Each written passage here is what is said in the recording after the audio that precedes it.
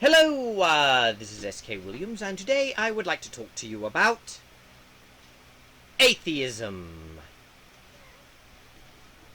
More specifically, I would like to talk to you about militant atheism, which is a topic I've covered in the past on this channel and deal with quite frequently.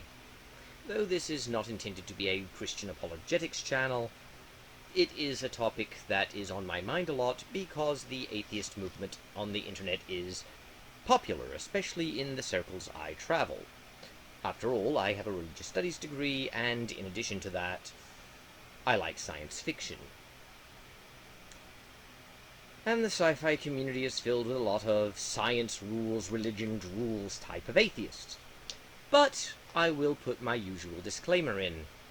This is not a condemnation of atheism in itself, and it is not a condemnation of atheists in general, but only militant atheists, the ones that constantly attack religion, the ones that berate religious people, talk about how much evil religion has brought into the world and how irrational religion is, the type that listen to Sam Harris, Christopher Hitchens, genetically modified skeptic, cosmic skeptic, Aaron Ra, Matt Dillahunty, that sort.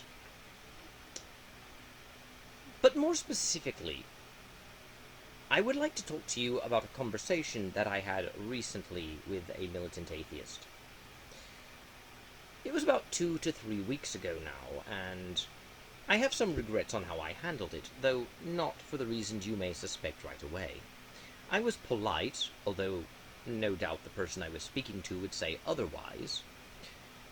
And I stand by all the points I made, but I could and should have been clearer on certain points.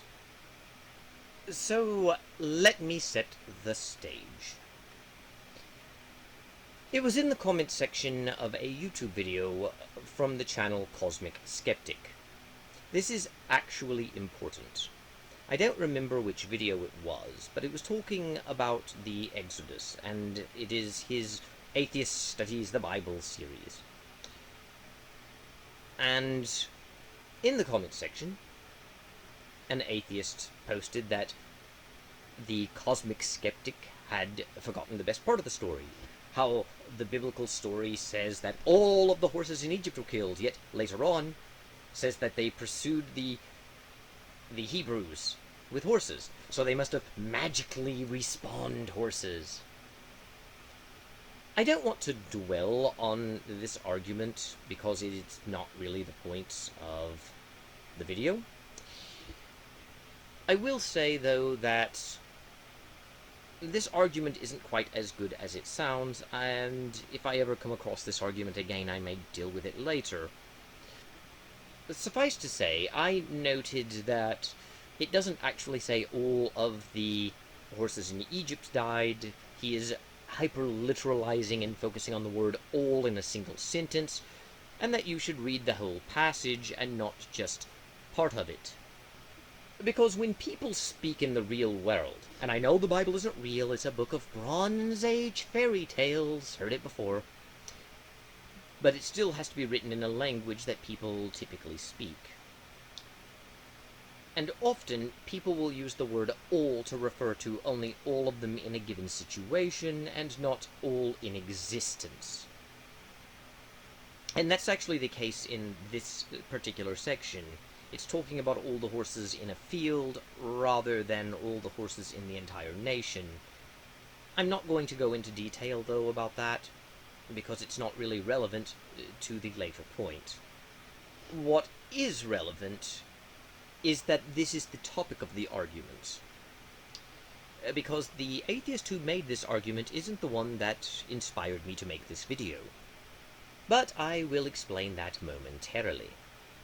For now, I want you to know that this was the argument being used, and the fellow who started this line of thought said all means all, so I decided to issue a very pedantic argument, noting that the NIV, which he was using, calls these animals livestock. But the concept of livestock didn't really exist until the 1500s, with the market economy that changed to fit it. So the term livestock shouldn't be used, and if you look at other translations, such as the King James, they use the word cattle. I then went into the Hebrew word, and I discussed it for a few posts. I then noted that I was actually being pedantic, and that this was deliberate. My real point wasn't over which word we should use to describe the Hebrew word, but was over the wisdom of hyper-focusing on the meaning of a single word rather than trying to understand what entire sentences mean, or taking a single sentence and trying to hyper-focus on it without looking at the broader context of the passage. And this actually applies to more than just the Bible, it applies to any written work.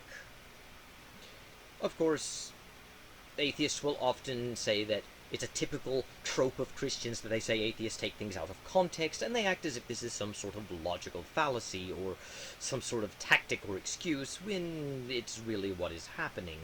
And in this case, it's explicitly happening, since he's focusing on the word all, and trying to make it mean all the horses in Egypt. But again, this is important for the narrative that I'm telling you. Because even though this atheist who brought this argument up is not the subject of it, it was this conversation. Which brings me to the actual atheist that I am talking about. I don't want to give his actual username out, because I am respectful of people, and I don't want to issue some sort of deliberate attempt to attack anyone who isn't in a position to defend themselves. So I will call him Joe. Joe posts an attack on the King James Bible, saying that it is, while I may view it as a divinely inspired translation that's flawless, it is actually one of the worst translations available, with hundreds of thousands of errors in it. He then said, "Oh, honest question.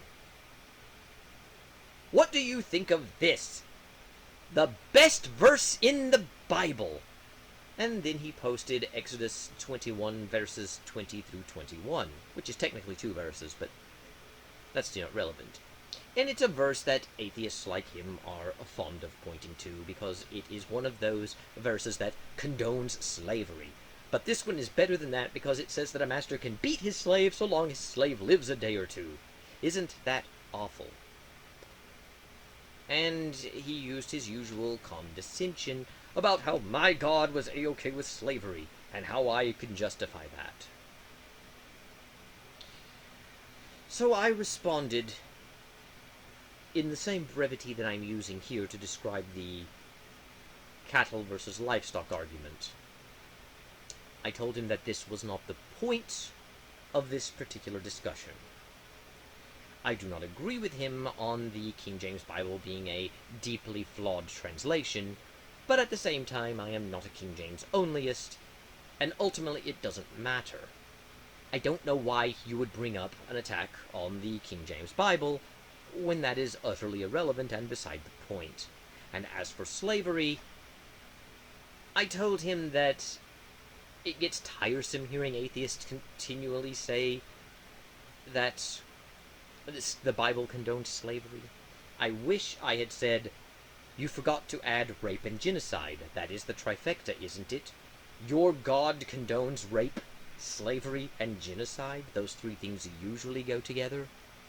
But I didn't. I just told him that slavery wasn't really the topic, and it's really not relevant.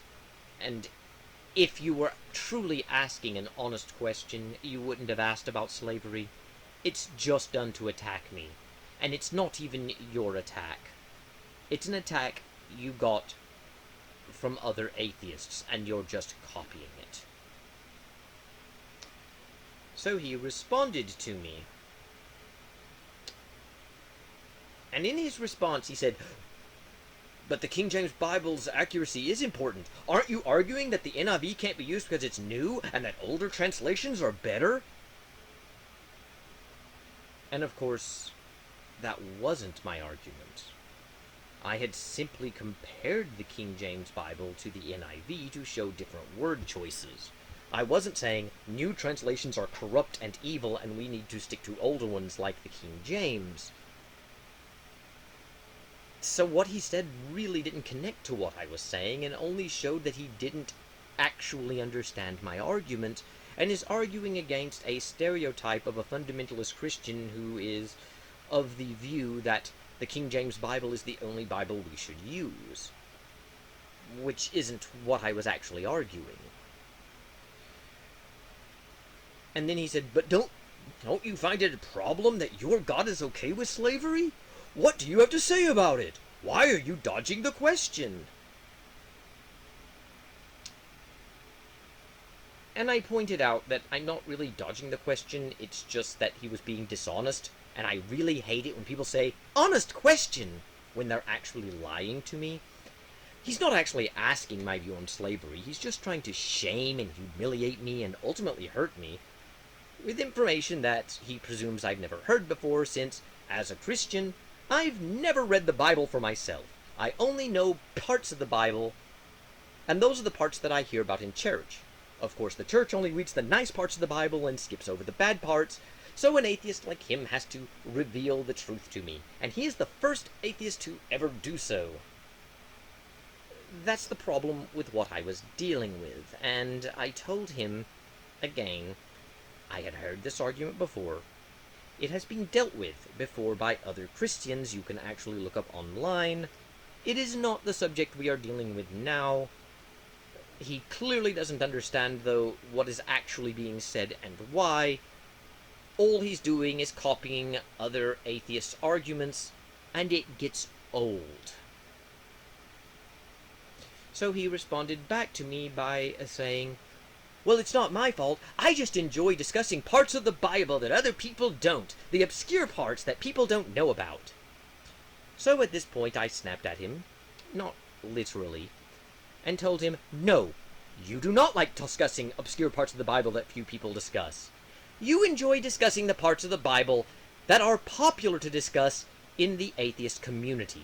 The parts of the Bible you think Christians do not know because they never read it, and that you think you can present to them and use as a club to beat them over the head with.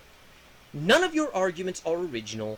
You haven't read the Bible, you haven't studied it, and all you know how to do is copy the arguments from the atheist community, like lists of Bible contradictions, which incidentally he was doing in the thread. He constantly posted Bible contradictions that were utterly irrelevant to what was being discussed. But he had done that prior to his interactions with me. So then he responded with something that I hear all the time from militant atheists. And that is, no, I do my own research. I have personally read the Bible. I know it contradicts because I studied it. I used to be you. I know how you think, but you don't know how we atheists think.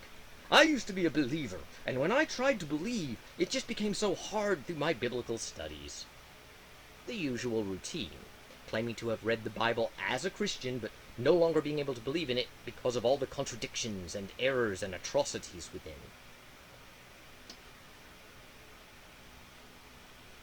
And then I pointed out to him that every argument he has made thus far are arguments that are rather popular on atheist websites. And I know he listens to atheist videos because we're on a Cosmic Skeptic video channel. He isn't presenting anything that would show that he has any sort of deep knowledge of the Bible, or that he has even so much as read it himself. He is presenting arguments that I have heard over many years of being online from atheists. He's not even just presenting the same arguments, though. He's presenting the same sarcasm, the same jokes, the same terminology.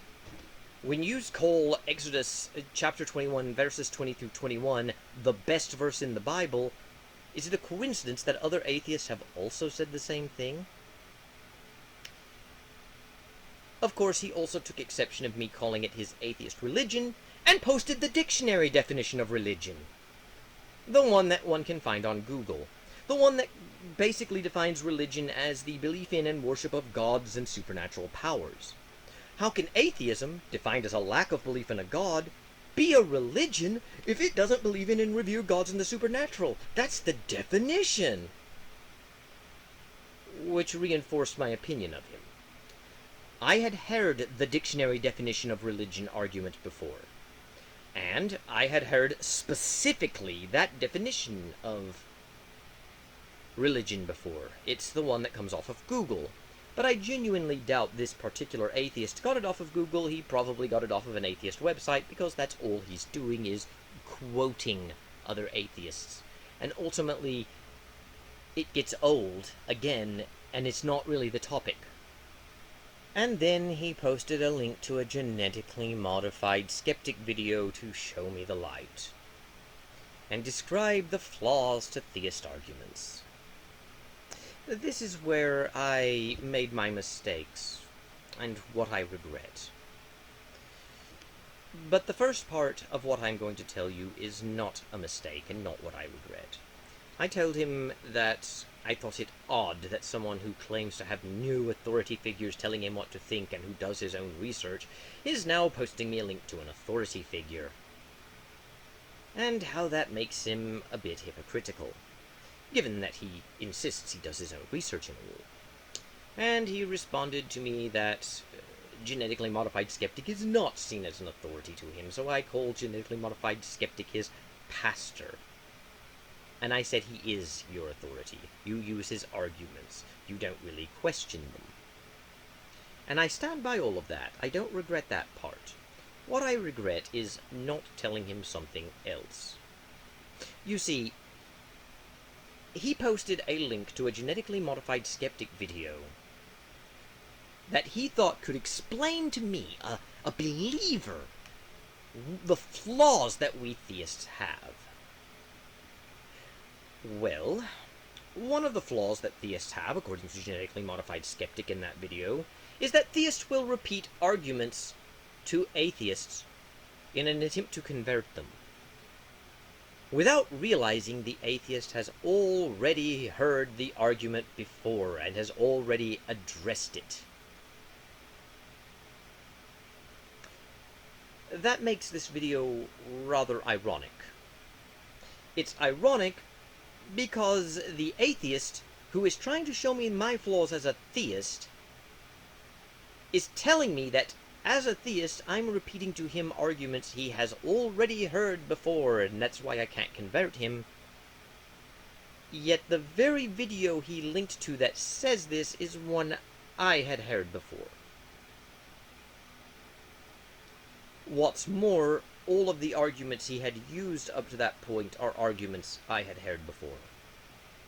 I already knew atheism couldn't be a religion, because atheism is a lack of belief in a god, and religion is defined as a belief in gods and the supernatural.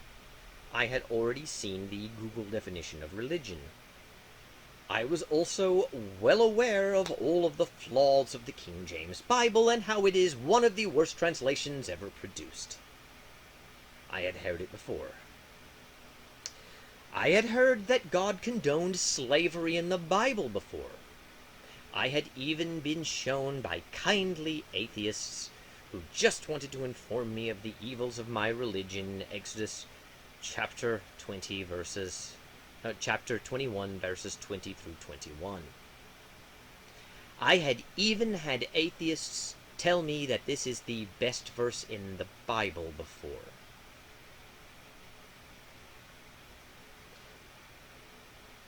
That's what made this person a bit of a bother to me, and why I regret how I spoke to him.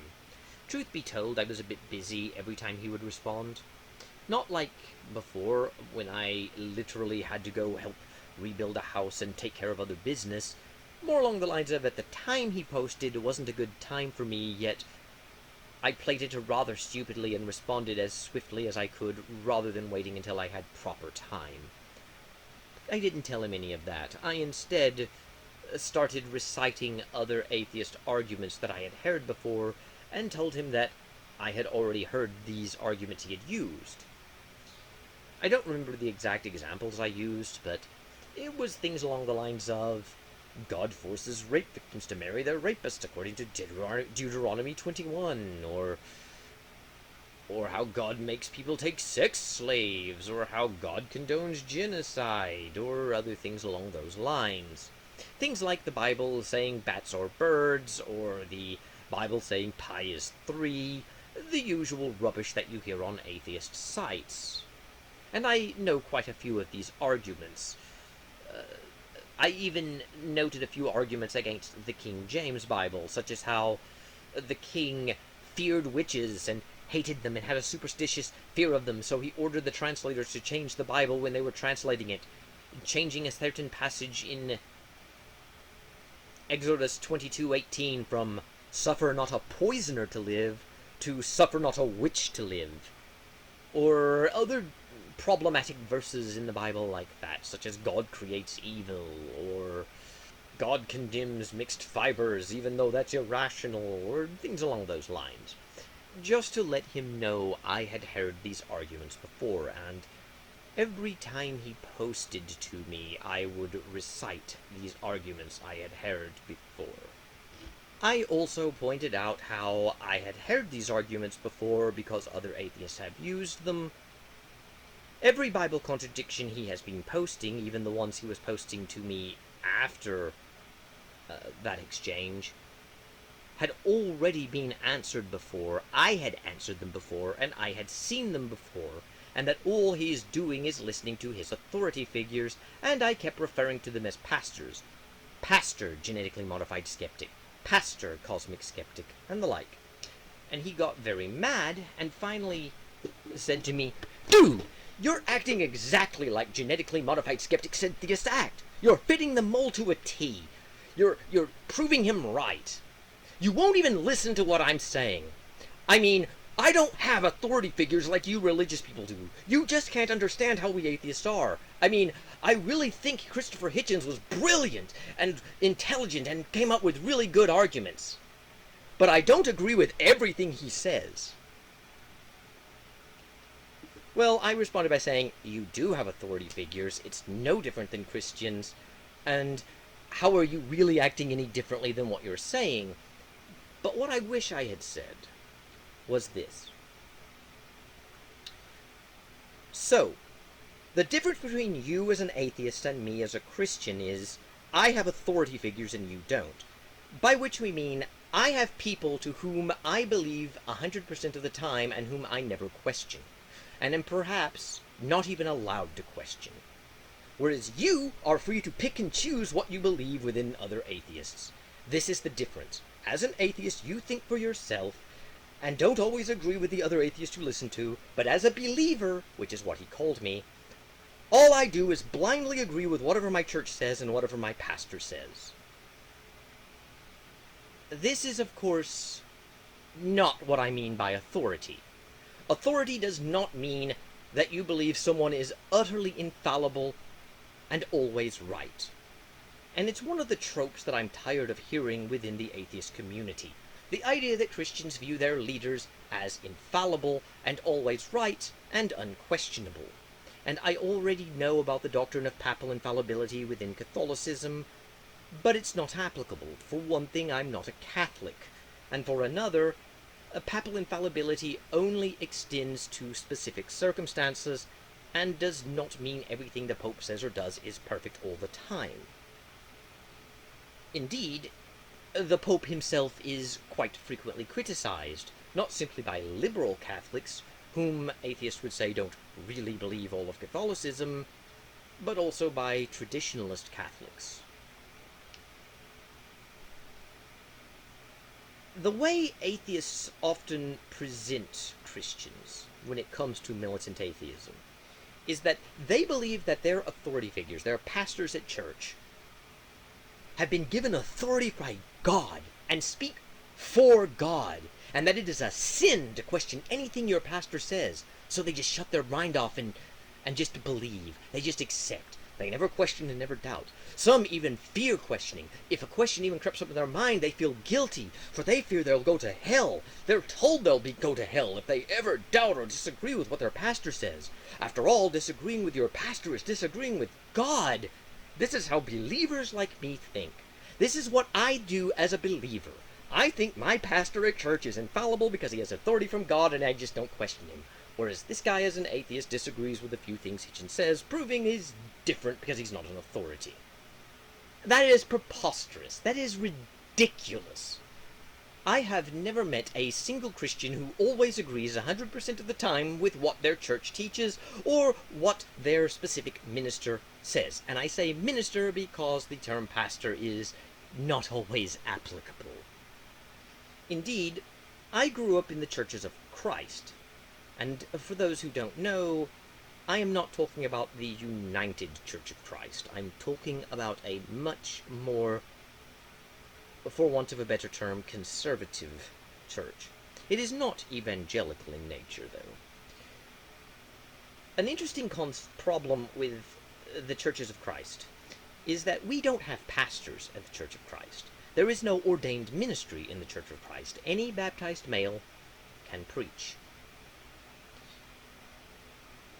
Are you telling me that when I grew up, I was told by the church to never disagree with my pastors, even when we didn't have pastors, or equivalent to a pastor like a priest or minister?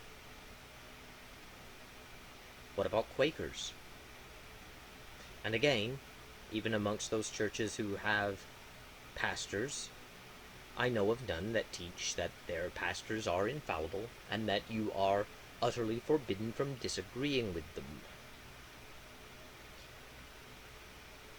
And realistically, when you look at how atheists treat people like Christopher Hitchens, they don't treat him any differently than a Christian treats their pastors, or their well-respected ones at least.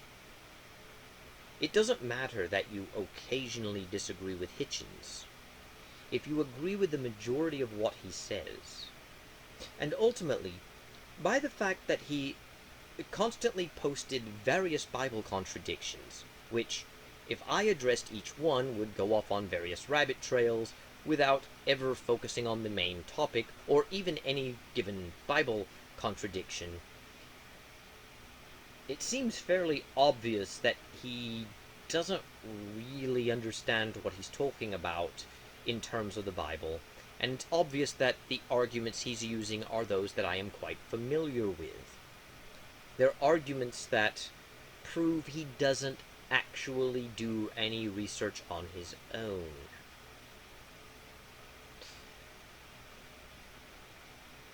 I can't tell you exactly what he disagrees with Hitchens on, because he didn't tell me.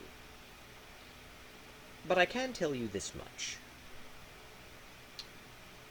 You can still be virtually a mindless follower who simply believes whatever an authority figure tells you, without that being true 100% of the time.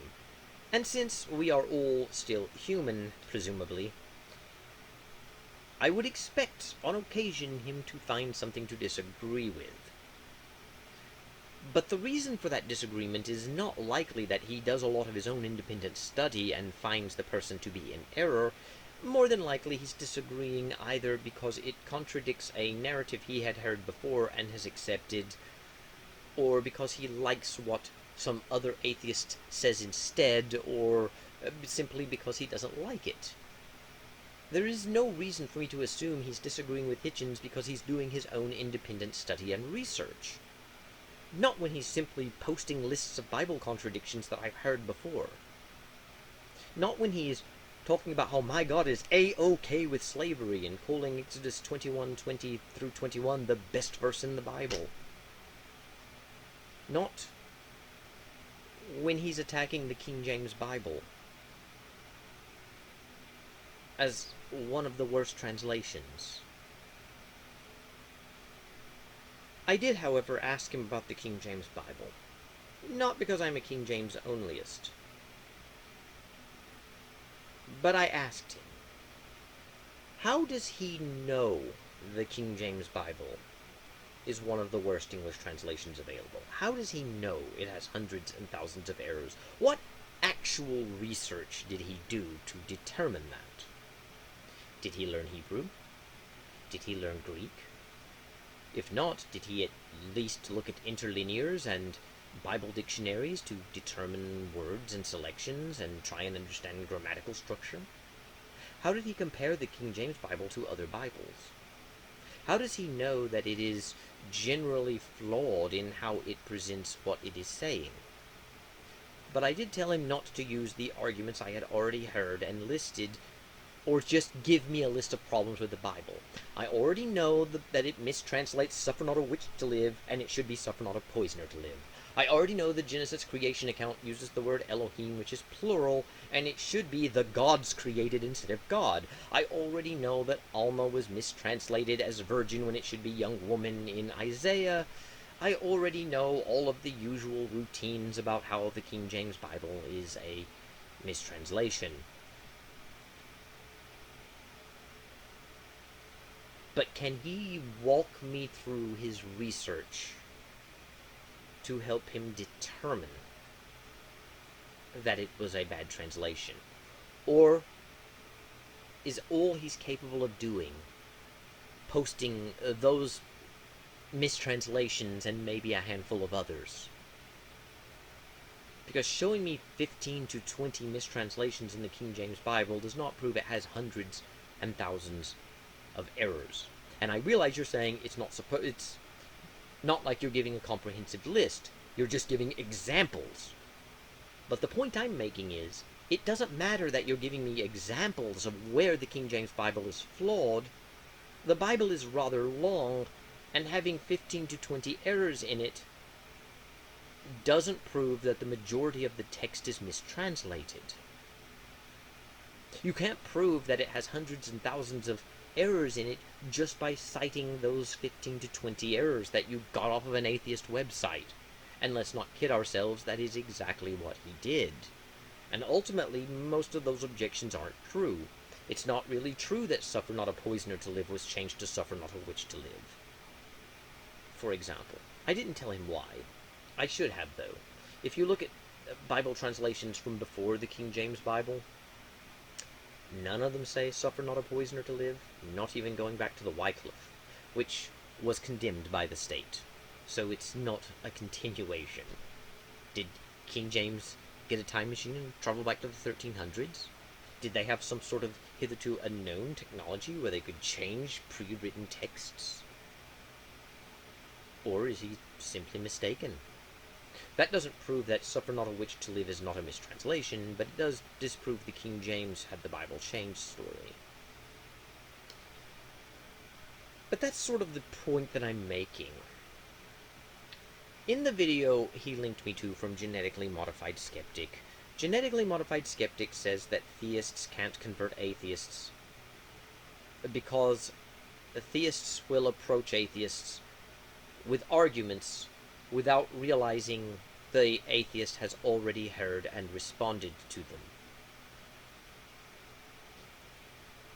How is what he's doing any different?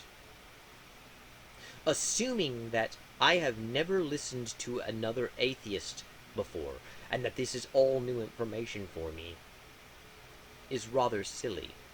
Especially considering that we met on a Cosmic Skeptic video comment section on YouTube. Maybe it's a fluke. Maybe I didn't even watch the Cosmic Skeptic video. Even if I did, maybe it's the only atheist video I've ever watched. But shouldn't it have become obvious that I was familiar with these arguments as we went on, because I started posting them as well?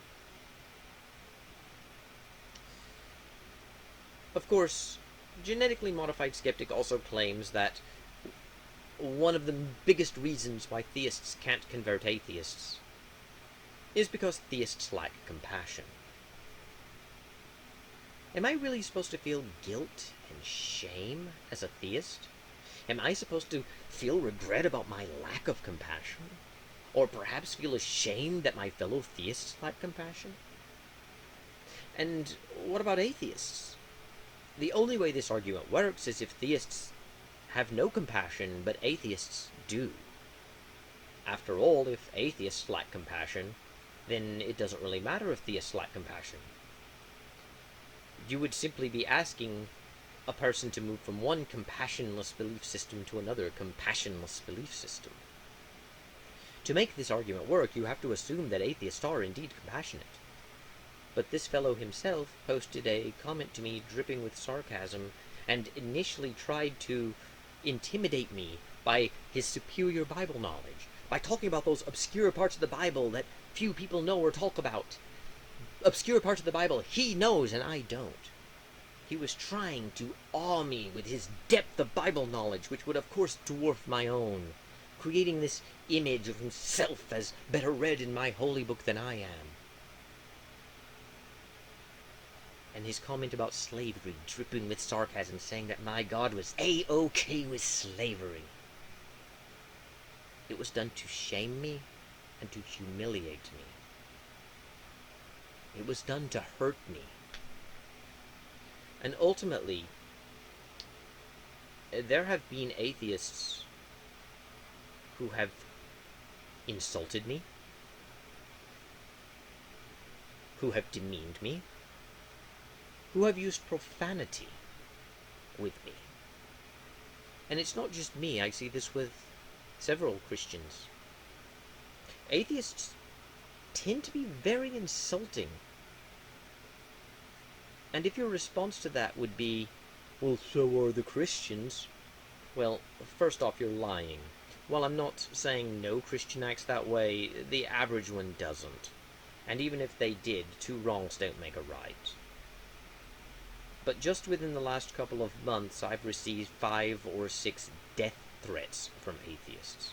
I've had one tell me that if he ever found me or my family, we would end up on bestgore.com. Atheists call Christians Christotards or religiotards. They use F-bombs. They attack. They call them delusional, say they suffer cognitive dissonance. They endlessly demean their intelligence, endlessly insult them, refer to their God as it, spell God with a lowercase g, rub in their faces how stupid they are for believing in a book of fairy tales that has talking snakes and talking donkeys in it. And yet, I should feel ashamed, for as a theist I lack compassion, and my lack of compassion prevents me from converting atheists. Atheists are compassionate and loving. I guess it goes hand in hand with the argument that no one has ever killed in the name of atheism, even though people have, in fact, killed in the name of atheism. I don't really think of genetically modified skeptic as a nice guy. I know a lot of people do, even some Christians do, but I just see him as a passive-aggressive bully who tries to manipulate people. I find him in many ways more disgusting than Aaron Ra, who at least shows honest contempt. But I am tired of being called dishonest, simply because I disagree with an atheist, or being called stupid, or delusional, or immoral. And I'm really tired of being described in insulting terms, especially the ones using profanity. And I'm not going to pretend the atheists who do that are acting out of love. Nor am I going to pretend that they're simply responding in kind to my own hatred, that I prompted them to do so, that they were posting kindly and politely until I came along, hurling insults, using profanity, and threatening them. Because I don't act that way. I don't threaten them, and I don't threaten their families. But they threaten me. They threaten my family. Yet I lack compassion, and atheists have compassion. I really don't respect militant atheism for that reason. Militant atheists are fond of saying theists project their faults onto the atheist. But I believe this claim that theists project their flaws onto the atheist is itself a projection. That the atheists are doing this to protect themselves from admitting their own flaws by projecting their flaws onto others. That it is the atheists who lack compassion, and that it is the atheists who repeat arguments without realizing that the theist, especially the Christian, has already heard them before, since they only really seem to attack Christianity. And yes, I know, the reason it's the primary target is because it's the biggest religion. If I lived in a Muslim country, I would be attacking Islam. But you're not attacking Islam, are you?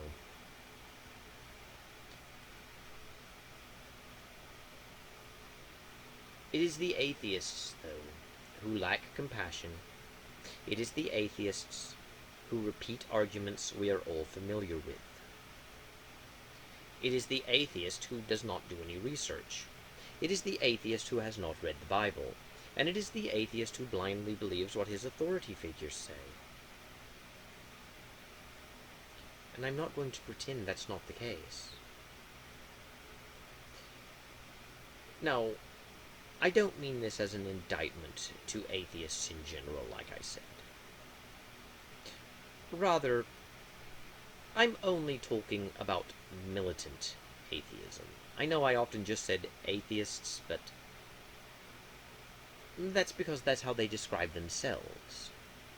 I understand that not all atheists are like this. But militant atheists are, and it becomes very tedious having to deal with them. Especially when they won't really listen to what you have to say, and ultimately tell you what it is that you believe and why you're wrong to believe it.